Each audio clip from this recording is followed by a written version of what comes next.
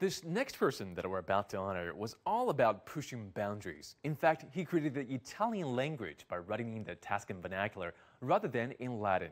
Today, we're celebrating the 700th anniversary of the death of Dante Alighieri.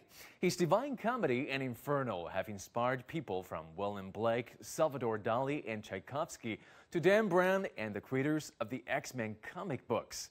His fiction was one place where he tried to work out his passions and frustrations about theology, politics, and love.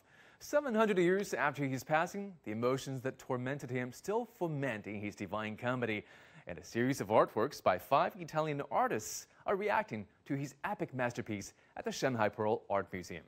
Zheng Yue takes us there.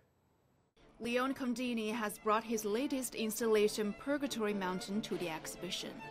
The piece is a reconstruction of Dante's Mountain of Atonement, made from fragments of building rubble, soil, and plants.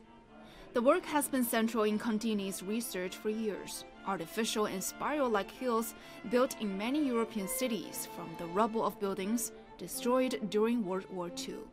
Another installation titled Bestiary of the Other World by Marta Roberti focuses on several animals encountered by Dante on his journey in the Divine Comedy. The exhibition presents more than 70 works from Italy and China, including paintings, prints, paper cuts, installations, videos, and artists' books. The corresponding Chinese section focuses on the ancient mythical text, the classic of mountains and seas.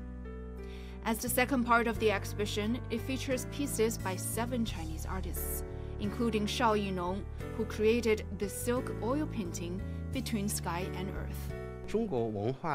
This is one of the pieces from my favorite series. You can see many clouds of different shapes and colors. For thousands of years, clouds have represented good luck and happiness in China and some other Eastern countries. Flying Art, a 3-screen animation by artist Wu Junyong, creates a poetic but somewhat absurd narrative, where animals and natural elements are painted with colored ink on rice paper.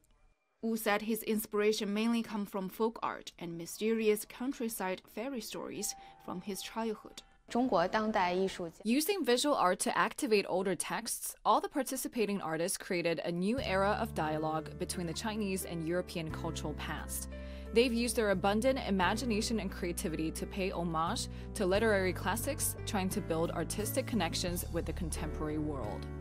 Visitors will also be able to see the classic of mountains and seas collected by the Shanghai Library, a woodblock print from Ming Dynasty. It is widely considered as one of the most magnificent Chinese ancient books compiled during 475 and 221 BCE. Zhang Yue, ICS for CGTN, Shanghai.